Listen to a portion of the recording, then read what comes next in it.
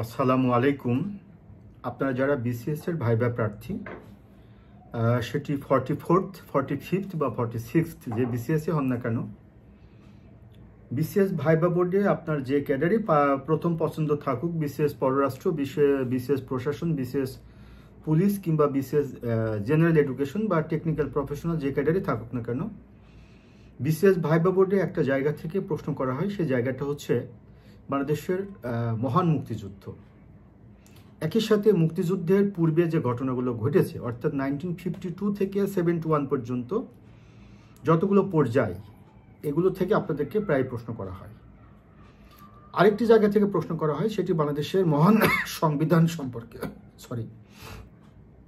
তো সংবিধান সম্পর্কে, ভাষা আন্দোলন থেকে মুক্তিযুদ্ধ সম্পর্কে বা পর্যন্ত কেমন প্রশ্নগুলো করা হতে পারে, এটাও কিন্তু আপনার সময়ের প্রেক্ষিতেও কিন্তু এটি পরিবর্তন হয়।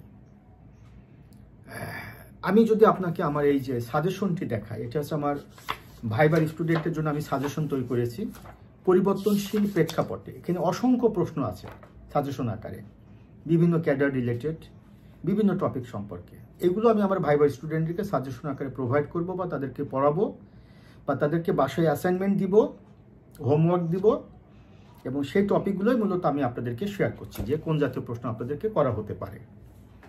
তো বাংলাদেশের সংবিধান থেকে ইউজুয়ালি যে প্রশ্নগুলো পূর্বে করা হতো, সেটি বাংলাদেশের সংবিধান প্রণয়নের হিস্ট্রি সম্পর্কে আপনাকে জেনে যেতে হতো, বা সেখান থেকে প্রশ্ন করত।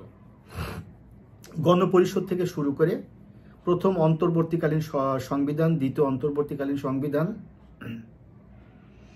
এরপরে সাংবিধানিক কিছু ভাষা, বিশেষ করে আপনার অ্যাক্ট কি, বিল কি, প্রেসিডেন্সিয়াল অর্ডার কি, অর্ডিন্যান্স কি, ফ্লোর ক্রসিং কি, কাস্টিং ভোট কি, ক্রস ভোট কি, তারপরে সাংবিধানিক সংস্থা, সংবিধিবদ্ধ সংস্থার মধ্যে পার্থক্য কি, তারপরে সংবিধানের যে এ পর্যন্ত 17টি সংশোধনী হয়েছে, সেই 17টি সংশোধনীর মধ্যে গুরুত্বপূর্ণ সংশোধনী, বিশেষ করে 15 অ্যামেন্ডমেন্ট, 15তম সংশোধনী, 5th অ্যামেন্ডমেন্ট, 8th অ্যামেন্ডমেন্ট, এইগুলো প্রায় প্রশ্ন করা হতো। সংবিধানের বিভিন্ন বিষয়, যেমন কেয়ারটেকার গভর্নমেন্ট নিয়ে প্রশ্ন করা হতো। সংবিধানের যে বিশেষ করে আপনার পঞ্চম, ষষ্ঠ এবং সপ্তম তফসিল নিয়ে প্রশ্ন করা হতো আগের বিসিএস এ। এরপরে সংবিধান সম্পর্কে আপনাকে আরও কিছু প্রশ্ন করার সুযোগ রয়েছে, সেটি সংবিধানের বিভিন্ন অনুচ্ছেদ, সংক্ষেপে আমি এটা বলতে পারবো না, 153টি অনুচ্ছেদ, 4টি রাষ্ট্র পরিচালনার মূলনীতি, 7টি তফসিল আছে, একটি প্রস্তাবনা আছে, 153টি অনুচ্ছেদ আছে, তারপর সাব অনুচ্ছেদ আছে। তো এখান থেকে আপনাকে খুব মুশকিল হয়ে যাবে পড়াটা, কারণ এত ডিটেল আপনি পড়বেন কিভাবে। আবার সংবিধান থেকে আপনাকে একটা প্রশ্ন করতেও পারে, নাও করতে পারে। কিন্তু আমি আপনাকে যেটা বলবো, আপনারা যারা এবারের ভাইবা প্রার্থী 44-45-এর জন্য, সংবিধানের পুনর্লিখন, সংবিধানের সংস্কার কিংবা সংবিধানের সংশোধনী, আপনি কোনটিকে গুরুত্ব দিবেন? আমরা অতি সম্প্রতি গতকালকে আমাদের মাননীয় চিফ ইলেকশন কমিশনার সহ অন্যান্য কমিশনারগণ মাননীয় প্রধান বিচারপতি কর্তৃক শপথপ্রাপ্ত হয়ে দায়িত্বপ্রাপ্ত হয়েছেন। মাননীয় চিফ ইলেকশন কমিশনার মহোদয় কিন্তু বলেছেন যে ইলেকশনের পূর্বে কনস্টিটিউশনের সংস্কার না হলে পারে ইলেকশনটি ক্রেডিবল, ফেয়ার এবং অ্যাকসেপ্টেড, অর্থাৎ যদি আমি বলি ফ্রি, ফেয়ার, এগুলো করা সম্ভব না। সাংবিধানিক বিভিন্ন বিষয় আছে।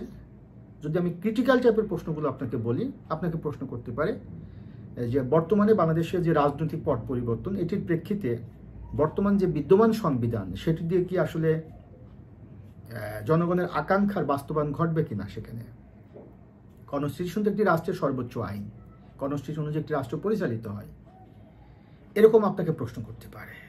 তারপরে সাংবিধানিকভাবে কোন অনুচ্ছেদটি বা সংবিধানের কোন অনুচ্ছেদটি আপনি যে ক্যাডারে আসতে চাচ্ছেন, এই পদটি আপনি চুজ করতে স্বাধীন হয়েছেন, ক্রিটিক্যাল একটা প্রশ্ন। ধর্ম নিরপেক্ষতা এবং ধর্মীয় স্বাধীনতা দুটো এক কিনা জিজ্ঞাসা করতে পারে। বাংলাদেশ কি একটি ধর্মনিরপেক্ষ রাষ্ট্র কিনা, কিন্তু রাষ্ট্রধর্ম ইসলাম, এগুলোকে বলে ক্রিটিক্যাল টাইপের প্রশ্ন। আমি আপনাকে সংক্ষেপে বলছি, এরকম ডিটেল প্রশ্নগুলো করা হবে। মুক্তিযুদ্ধ থেকে যদি আপনাকে আমি বলি, যেহেতু বর্তমানে ইন্টারিম গভর্নমেন্ট ক্ষমতায় আছে এবং এই মুহূর্তে যদি ভাইবাটি হয়, তো মুক্তিযুদ্ধের একটা অংশ, এটা আমি ওপেনলি বলছি, যদি একটু সেন্সিটিভ জায়গা, সেই জিনিসগুলো বাদ যাবে। এটা আপনাদের বুঝে নিতে হবে মুক্তিযুদ্ধের কোন অংশটুকু ভাইবা বোর্ডে প্রশ্ন করার ক্ষেত্রে আগে গুরুত্ব দেওয়া হতো, কোন ব্যক্তির অবদানকে বেশি করে ফোকাস করা হতো। এখন কিন্তু সেই জায়গাগুলো হয়তোবা খুব বেশি ফোকাস করা হবে না। তবে 52 ভাষা আন্দোলন থেকে শুরু করে 52 ভাষা আন্দোলন, 54 যুক্তফ্রন্ট নির্বাচন, 56 শাসনতান্ত্রিক আন্দোলন, এরপরে আপনার 58 যেটি আইয়ুব খানের শাসন গ্রহণ, 62 শিক্ষা আন্দোলন, 66 6 দফা, সেই 6 দফাটা হয়তো খুব বেশি এবার আলোচিত হবে না ভাইবা বোর্ডের প্রশ্নের ক্ষেত্রে আমার ধারণা। 68 আগরতলা ষড়যন্ত্র মামলা, 69 গণঅভ্যুত্থান, 70 নির্বাচন, 71 মহান মুক্তিযুদ্ধ। এখানে ডিটেল জিনিস আপনাকে জিজ্ঞাসা করতে পারে। মুক্তিযুদ্ধের চেতনা বলতে আপনি কি বুঝেন? মুক্তিযুদ্ধের চেতনা আগামী প্রজন্মের মধ্যে ছড়িয়ে দেওয়াটা কতটা যুক্তিযুক্ত? বাংলাদেশের ইতিহাসের কোন কোন জায়গায় চেঞ্জ করা দরকার? আগের ইতিহাসে আপনি কি পড়েছেন?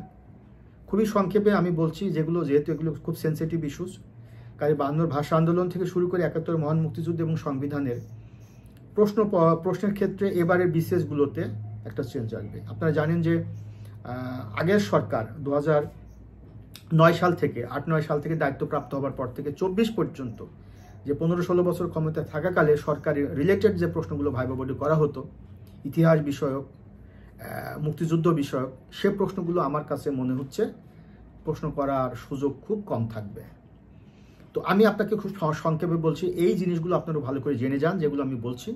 আমার স্টুডেন্টদেরকেও আমি ভাইবা পথে এগুলো সাজেশন আকারে পড়াবো বা তাদেরকে উদ্বুদ্ধ করব, আপনাদেরকেও পড়তে বলছি। আশা করছি আপনারা এখান থেকে ভালো একটা উপকার পাবেন। সবার জন্য দোয়া এবং শুভকামনা। আসসালামু আলাইকুম।